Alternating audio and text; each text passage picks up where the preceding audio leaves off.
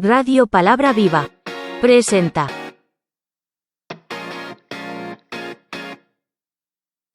con el pastor Juan.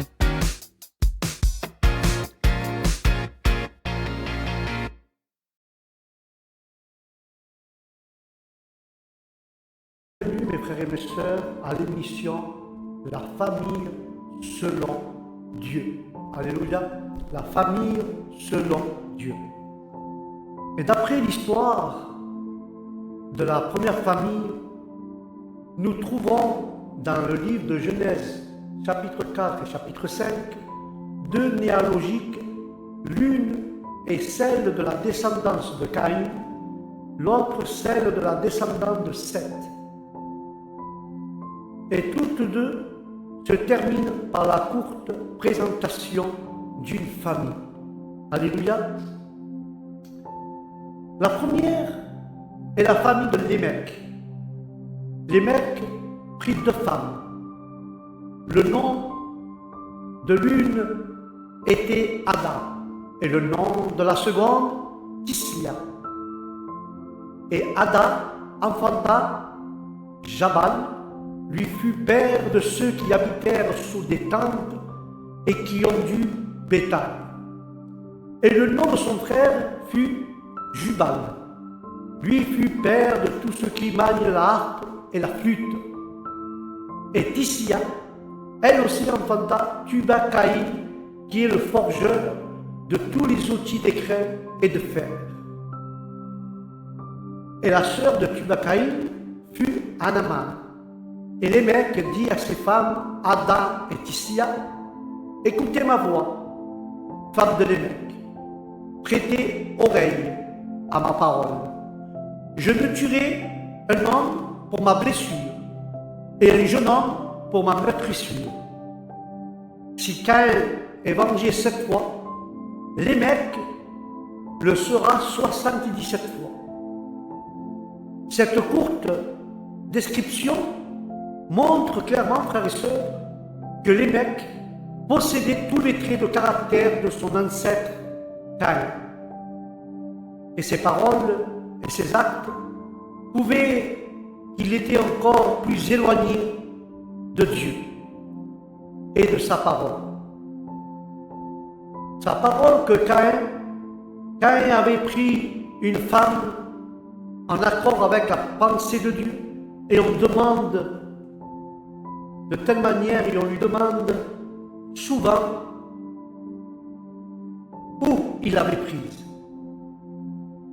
Il n'y a qu'une seule réponse biblique, sans équivoque, quand nous voyons que Adam engendra des fils et des filles, dans Genèse chapitre 5, verset 4.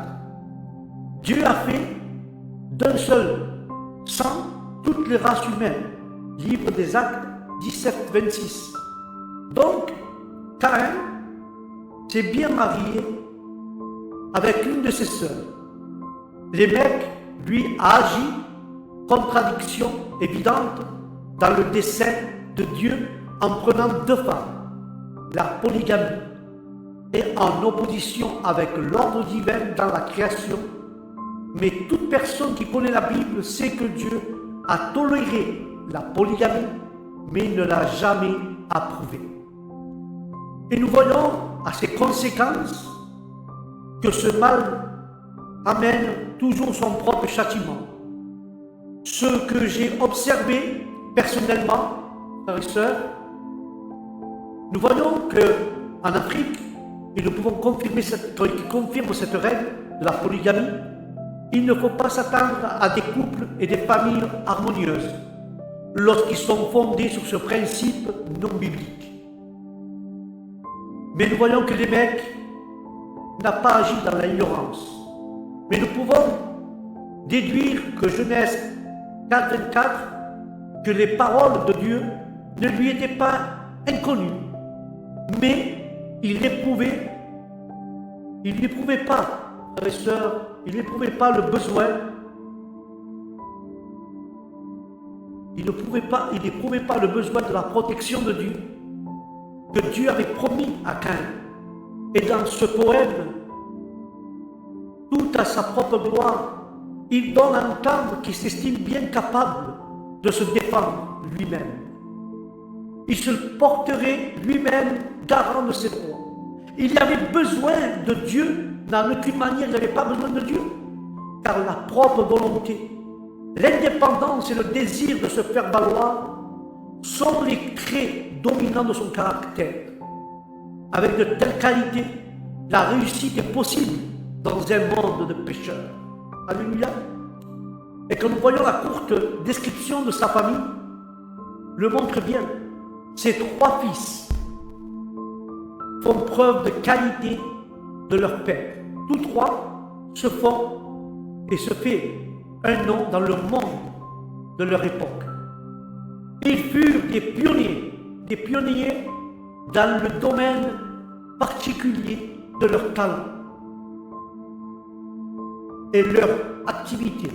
Et nous voyons que Jabal était un agriculteur, puis le père de tous ceux qui habitent dans des tentes et avaient du bétail.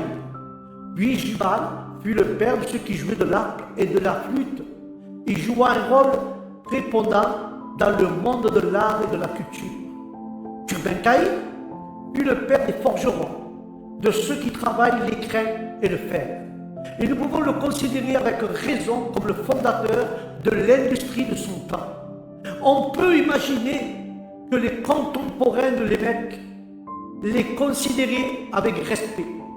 Quelle famille brillante avait cet homme! Comment ne pas envier avec ses 3 fils qui occupaient chacun une position dominante dans la société? Quels parents, frères et sœurs, ne se réjouissent pas lorsque leurs enfants ont une bonne situation dans ce monde? Mais pour leur éducation, ils ne reculent devant aucun sacrifice financier. Ils emploient tout leur temps et toute leur énergie. Ne se réjouissent-ils pas alors de leur réussite et n'en seraient-ils pas même un peu fiers de leurs enfants quand ils réussissent dans ce monde? C'est ce que pensent la plupart des pères aujourd'hui. Et il aurait été de même pour les mecs. Pourtant, tout était aussi beau qu'il paraissait. Mais les mecs ne laissent-ils pas s'éblouir par de belles apparences de ce monde? Et nous voyons que la famille de l'évêque avait un contemporain du nom d'Enoch, appartenant comme lui à la 7e génération après Adam, mais de la descendance de Seth, chez qui on invoquait le nom de l'Éternel, et donc marcha avec Dieu, ce que l'évêque ne fit pas. Bien au contraire. Enoch aussi se maria, lui aussi engendra des fils et des filles pour le monde de son temps. Autant que nous sachions, Enoch avec sa famille n'a pas été un homme influent. C'est que Enoch, frères et sœurs, c'est que Enoch ne vivait pas pour le monde. Enoch ne vivait pas pour le monde, non, il marchait avec Dieu. Celui qui marche avec le Seigneur et d'autres idées que quelqu'un qui vit seulement pour ce monde, il y a un autre sens de valeur. Enoch voyait sa mission et sa place dans ce monde tout autrement que les mecs. 2 autres passages nous parlent de son aptitude qui complète ce qui est dit dans la Genèse. La marche d'Enoch avec Dieu, son enlèvement dans la gloire. Par la foi, cet homme discerna le caractère du monde de son temps. Il était l'ennemi de Dieu et de ce fait, il comprit aussi que ce monde allait au-devant du jugement d'un Dieu saint.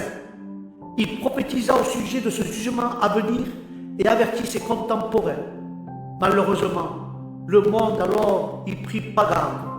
3 générations plus tard, au jour de Noé, le jugement tomba sous la forme d'un déluge.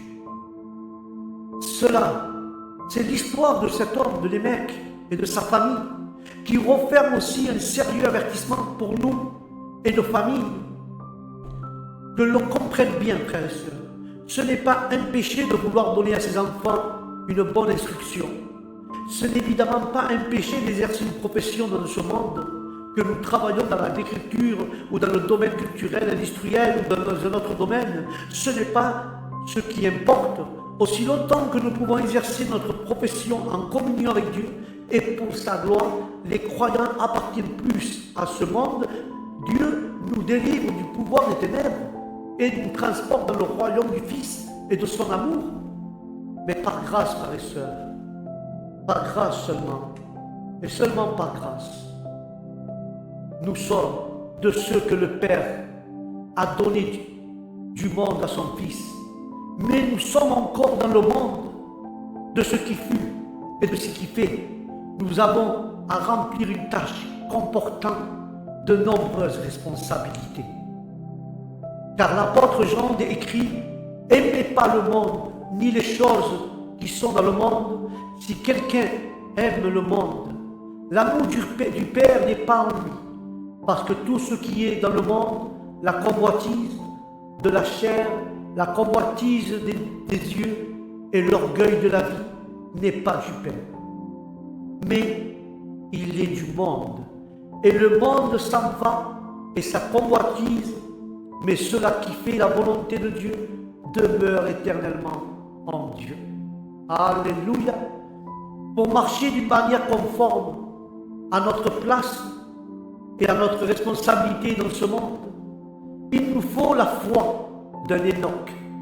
Car Paul a vu le danger de faire un mauvais usage du monde et a donné des avertissements à ce sujet. Il montre qu'on peut en faire un bon usage et glorifier Dieu en cela. Il peut être parfois difficile de trouver la limite entre user et abuser. On passe facilement de l'un à l'autre. Et pour clarifier cela, et pour clarifier cette pensée, je citerai l'exemple Créteau. L'homme a trouvé des moyens pour retenir ses pensées et les transmettre à l'autre. Job connaissait déjà l'art de l'écriture et de la gravure. Plus tard, on inventa l'imprimerie. Bien après encore, d'autres médias. Comme quelqu'un l'a dit, toutes ces inventions ont été des pas vers le ciel ou vers l'enfer. Nous pouvons constater que le diable s'en sert de façon intensive pour l'expansion de son royaume. Est-ce que les croyants ont un motif de rejeter toute culture dans une aptitude hostile et d'isolement?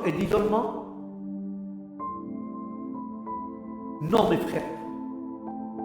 Car l'art de l'imprimerie, la technique de la radio et de la télévision ont déversé sur ce monde un flot de corruption. Voilà où est l'abus.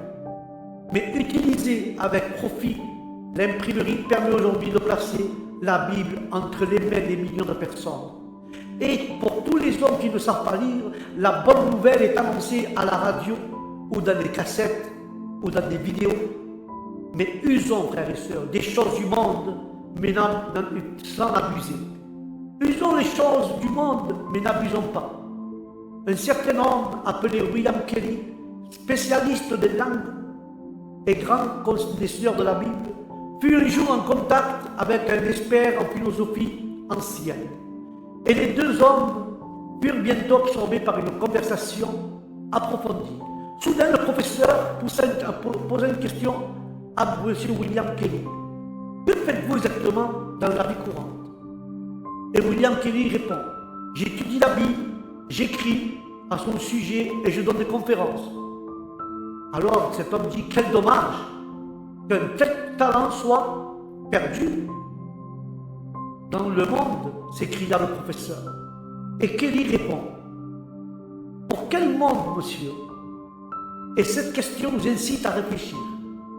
Pour quel monde, frères et sœurs, vivons-nous? Pour quel monde travaillons-nous? Pour quel monde élevons-nous nos enfants? Beaucoup de questions que nous devons nous poser. Car Lémec, un homme du monde, a élevé ses enfants pour le monde.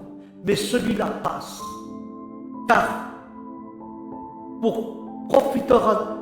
que pour cela, que profitera-t-il à un homme s'il gagne le monde entier et que son âme se perde? Disons plutôt comme Josué, moi et ma maison, nous servirons l'Éternel. Alléluia. Comme a dit Josué, moi et ma maison, nous servirons l'Éternel et pas le monde. Au nom de Jésus. Voilà mes frères et sœurs, c'était le programme La famille selon le plan de Dieu. Aujourd'hui, nous avons parlé de Lémec et de sa famille, comme il a éduqué ses fils, comme il les a instruits. Lémec, un garçon du monde, a mis ses enfants dans le monde et ils ont réussi dans le monde. Mais nous, pour qui travaillons-nous dans ce monde et à qui servons-nous dans ce monde? Je ne veux pas servir le monde, je veux faire comme Josué. Moi et ma maison, nous servirons l'Éternel. Voilà mes frères et mes sœurs, c'était la famille de Lémec pour aujourd'hui.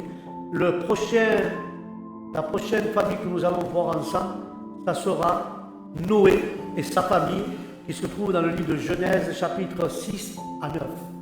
Sur ce, que Dieu vous bénisse, que la paix de Dieu soit avec vos familles et vous-mêmes, et que le Saint-Esprit vous conduise à tout moment où vous allez. Et je vous dis au prochain programme, avec la grâce de Dieu, la famille selon le plan de Dieu. Que Dieu vous bénisse. Shalom.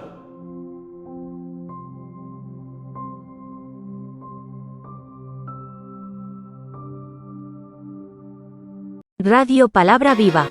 Presenta.